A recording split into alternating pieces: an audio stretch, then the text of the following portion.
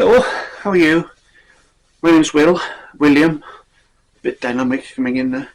And welcome to Thoughtful Little Time Bombs. Nothing to be worried about. Nothing to be worried at all. No bombs are involved, no time bombs are involved. It's a mechanism, it's a thought. That's all. But it's a kind and gentle description made of me by a friend over 30 years ago. So what we're going to do, there we go, what we're going to do is in a minute tell you exactly what Thoughtful Little Time Bombs is about. But before that, I'm going to ask you a number of questions which will get you thinking a bit. And they will give you an inkling of what Thoughtful Little Time Bombs is about.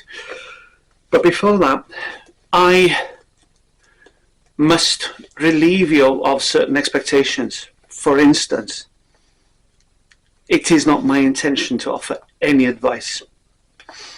If I offer any advice, then I have done it inadvertently. There are too many people out there giving you advice, and then you go to another channel and you get contradictory advice. So advice is given by people who want to feel a degree of power over you, that they are effecting a change in your life by instruction. I don't like that. We're not going to do that. That's not what we're about. So let me ask you a few questions, and I'll answer them as we're going. And as I said, no advice. And if you hear it's the cat. It's not me. The cat. You'll encounter the cat. Okay. Question 1. How do you beat a bad idea? Simple. Get a better idea. If you've got a bad idea and it's making life difficult and awkward and depressing and miserable for you, then you need a better idea, clearly, because the one you've got is not working. How many thoughts can you hold in your conscious mind at any moment in time? 1. You can only hold 1. So after the first question, make sure you've got a good thought in there, a positive thought, a self-affirming thought, one that is supportive, not one that is gathering information to undermine you. So therefore, a positive outlook, a thought related to positive outlook. Third one, what is the meaning of life? The meaning of life, I'll tell you, the meaning of life is to give life meaning in every particular moment that you are aware and awake. It's your job to make your life as good as it can be in every particular moment. Good for you and good for those you care about, who love you and you love back. There are other people, maybe they should be relegated to 2nd, 3rd division. Okay, what do you really want to do in life? Okay, think about that one. Why haven't you done it? And what's holding you back? Okay. Who knows you best? The you in there. The you in there. Who knows you best? Okay, may I suggest, other than your mum, bless her, there isn't anybody else, because you are aware of you all the time. There's nothing that you do between your ears, behind your eyes, that you are not aware of at all times. So you are an expert in you, and it's important to realise that, to appreciate that your view of you is the most important one of all. Not what other people think of you, because they are presenting a version of you that is convenient for them. You know when you can be brave. You know when circumstances develop that you are cowardly, shy. You step back when you should be stepping forward, and you step forward when you should be stepping back. You know when it is that you say yes when you really want to say no, and you say no when you desperately want to say yes.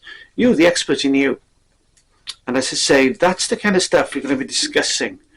And yeah, as I said, you'll get no advice. We're not going to offer any advice, because that gets in the way of you. and we don't impose anything rigid on you. You're in charge of you. We respect that. And we want you to be so happy in every moment possible. Finally, this bit. I don't know about you, but one thing that terrifies me is the passing of time. Time, you reach an age, 45 plus, that from that moment on, time begins to accelerate away from you. It just speeds up, and you're left in a trail of dust, because you get up in the morning and all of a sudden it's the evening, and you think, what did I do? How did I move myself forward, or am I slowing down on purpose with a view to eventually doing nothing and just fading away? Time passes ridiculously quickly. There are explanations for it. None of them work for me, because all I know is the fear. And the fear is good because it is a motivation. It's what gets me out of bed in the morning. It's what makes me plan my day. It makes me glad when I tick a job off, because I'm gently moving forward towards what I wish to do.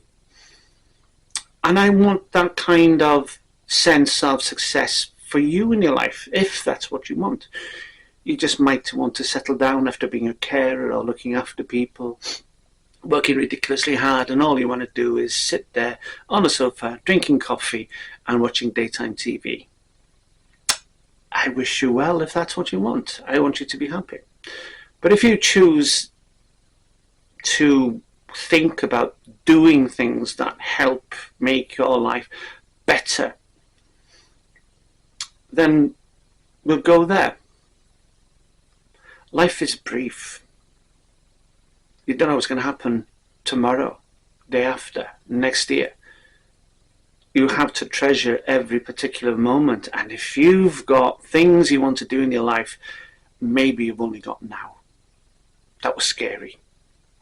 I apologize, but it's the truth of my daily thinking. There is only now that I can control. Behind me is a lot of time I feel is wasted. Ahead of me is a briefer period of time, and I must somehow squeeze into that short period ahead all the things that in the previous amount of time I failed to do for various reasons, not always to do with me. Life gets in the way. So into that, I want to squeeze all of that unaccomplished. And we'll talk about that one. So I'm going to make myself a cup of tea. I'll be back in a short while. You take care.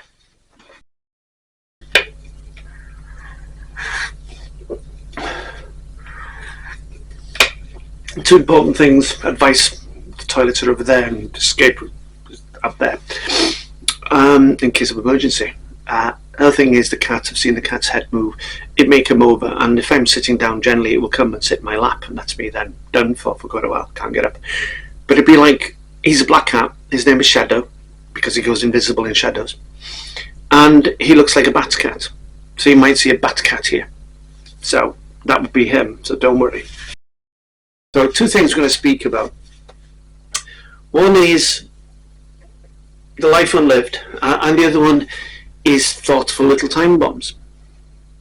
Life unlived, I think it's obvious, but we'll get back to it in a minute. And thoughtful little time bombs. A little story. A couple of months ago, a friend texted me and said, what you said last week, I've been down for a cup of tea and a coffee, or more coffee, and cake. And she said, what you told me upset me greatly, and I didn't sleep for 2 nights after that, and the day in between it wasn't great fun. I went, she's a friend. I love her very much. She makes great cake and is a great conversationalist. I have no memory of saying anything. I have no memory at all of saying something that would have upset her. So I phoned her up and I asked her, I'm so sorry. I'm so sorry I upset you. I have no memory of anything I said. And she said, well, what you said upset me deeply, and I'm angry at you. And I'm thinking, but I have no memory. This is terrible. This is guilt of something, and I do not know what I've said. And she told me what I'd said. I had no memory of saying it. And yet I understood why she felt the way she did. Before I tell you what I had said, apparently, and I don't dispute, a couple of years ago, and many couple of decades ago, I used to work in the water industry, and it was my job to monitor flow in and out and across and between whatever inside treatment works, whether it was a water treatment works or if it was a dirty water sewage works. I just love the maths. I taught myself complicated maths. I taught myself code so I could write programs to just work out what the heck was going on in, out, and across waterworks, sewage works, and I loved it. I used to generate enormous amounts of data, and the more works I brought online with monitoring, much more data was generated, and it was my job to do that. I created the job, and I would pass it on to a server, and in the server, the information could be accessed by water treatment, environmental, sewage treatment, water treatment, you name it, strategists, engineers, people, external bodies if required. So what would happen, and remember we're in the days now where computers were that deep, that's the front, that's the back, and most of the computer were at the screen about that big, smaller than your iPad. And most of the back of the computer was designed so that all the heat that was being generated with valves and God knows what could escape, otherwise the hard drive would just melt.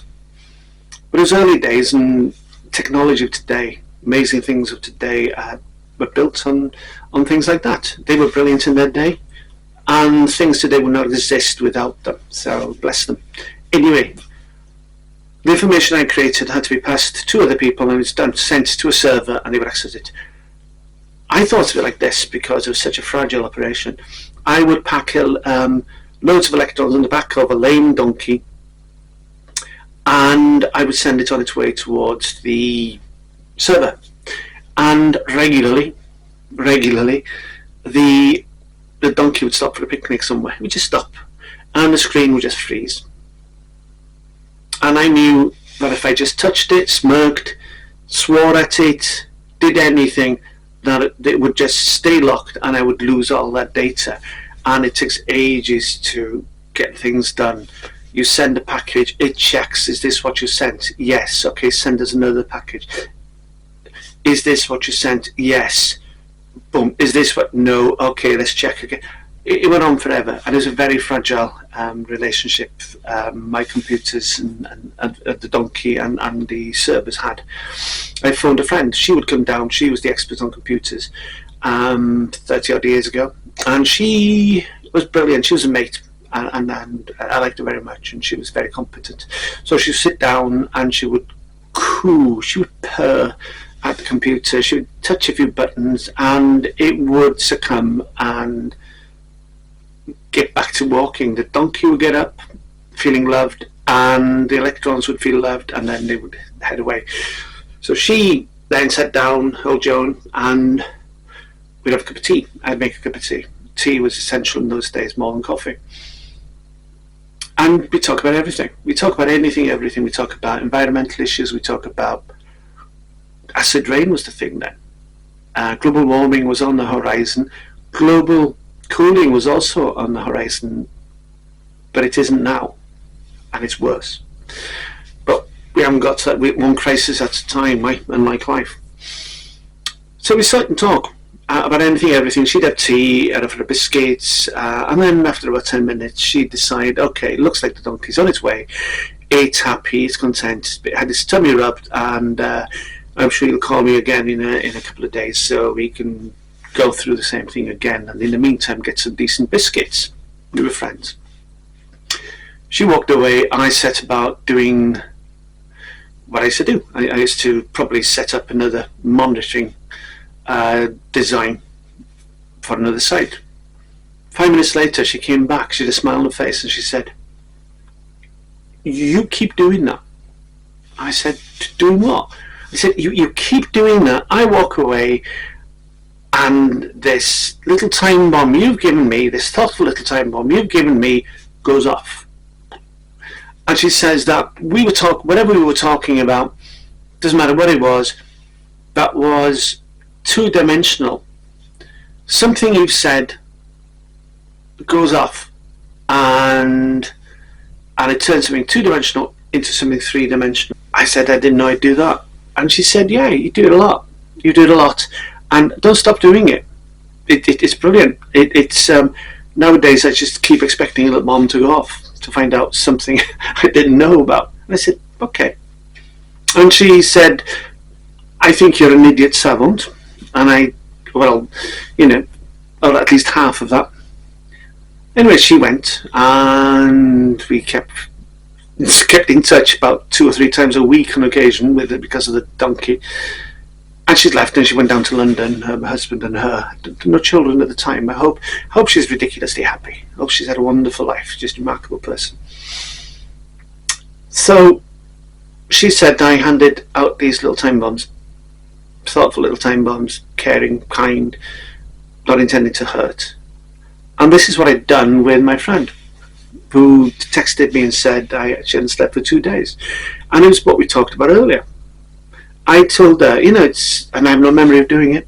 Just, I'm innocent of any, I don't know, of anything, of everything. I'm always innocent. And she said, what you said was, we have more time behind us than ahead. And it caused a panic. 2 nights and a day in between, and anger was thrust at me because there was nobody else around, and why not throw it at me? And she said, "You told me that, and it upset me." And I said, "Okay, I understand why.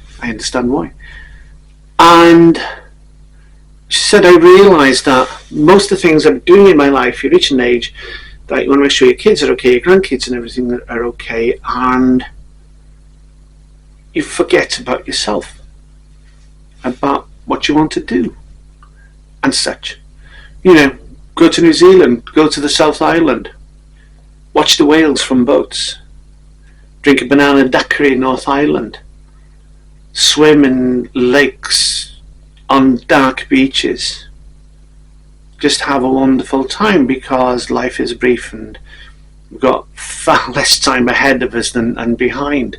And I think I've said it myself, we have wasted so much opportunities in the past. And it's true. What she was talking about was the second bit I want to tell you, which is the life unlived. There are things, like my friend said, she wanted to do. She'd always sort of had the resources to do them, but had spent her time committed to other people, which is utterly decent and kind, and as a parent it's what you do. But she had reached a point, I think she realised, where everyone was okay.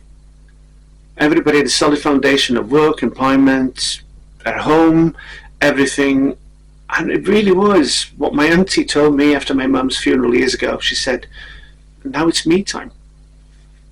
There's an 84-year-old lady telling me, "Right, it's now me time," which is wonderful. And for my friend, it was her me time to do those things.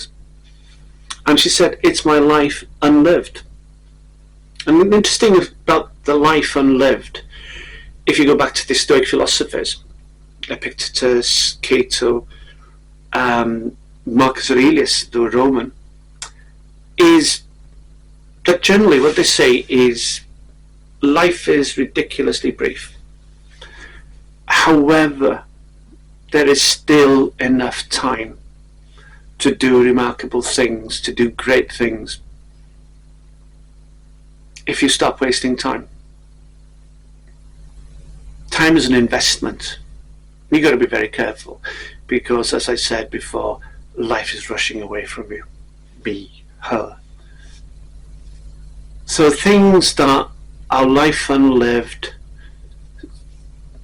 holds on to and keeps thrusting at us at those early hours when my bomb went off. It opened the door to all those things that she had not done.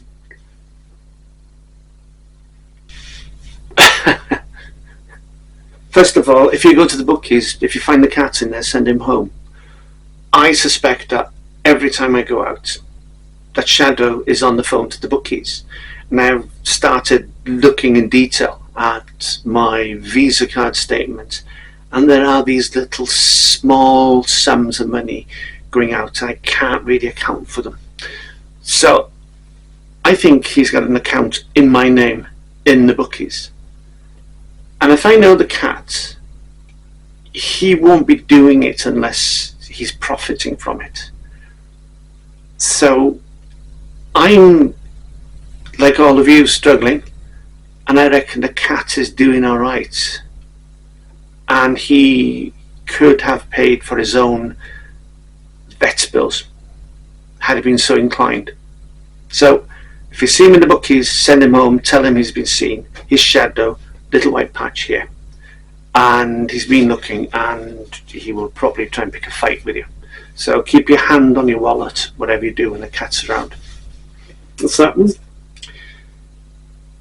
Okay, an interesting one actually. I don't know if you've read any of Richard Dawkins and people who've written similarly about the selfish gene, about how we're made up, 1,000 millions of little accidents which keep moving us into a lane where we are secure. And it is my belief that one of the most stable psychological states, which is convenient for the genes and probably a product of genes selected over the years, is that misery is the most stable psychological state. Being miserable is stable. You don't move too far away from the camp. You lack any sense of adventure. And all you do is breed, look after your wains, your children, look after your grandchildren, and then you drop dead, probably in the old days about 28 years of age. And now a bit later, but sedentary life, it doesn't all go well for a long life. So stability.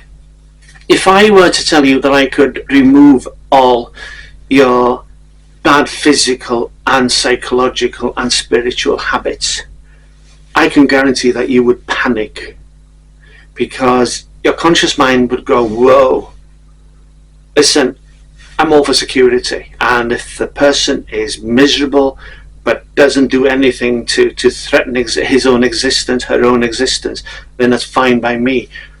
Which is why it, as I said, it is hair trigger ready for anything it perceives as threat. Not only physical threat, but also psychological threat. Which is why misery is useful for evolution. Happiness, maybe not necessarily so. Happiness, I think, is an irrelevance.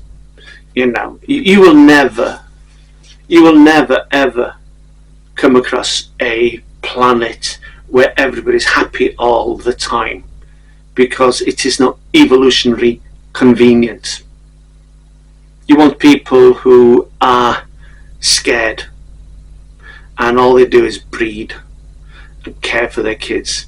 That's it. So happiness is not essential. So if I can't take away the misery from myself, you have to do your own job, then I will have to sneak up on it, so it doesn't realize that a bad idea is being replaced by a good idea. And it's something called esprit kaizen by my French instructor. Little by little, incremental, micro-incremental improvements. Sneaky. Okay? The only way to beat your conscious mind is by being sneaky and getting good ideas in them to replace the bad ideas.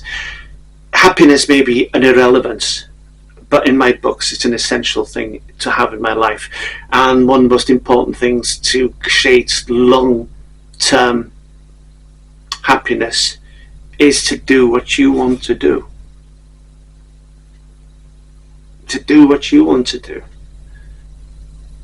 Jane Fonda might be off the books, but Pete, Bora Bora, on the boat in the Southern Pacific, that's still on the books. Banana Daiquiri, New Zealand, that's on the books. Walking in mountains in another country, learning a language, writing poetry, learning how to draw. Drawing is apparently a physical skill, and you can pick it up. Painting is another thing entirely, but drawing is not. Said poetry, write that book you've always wanted to write.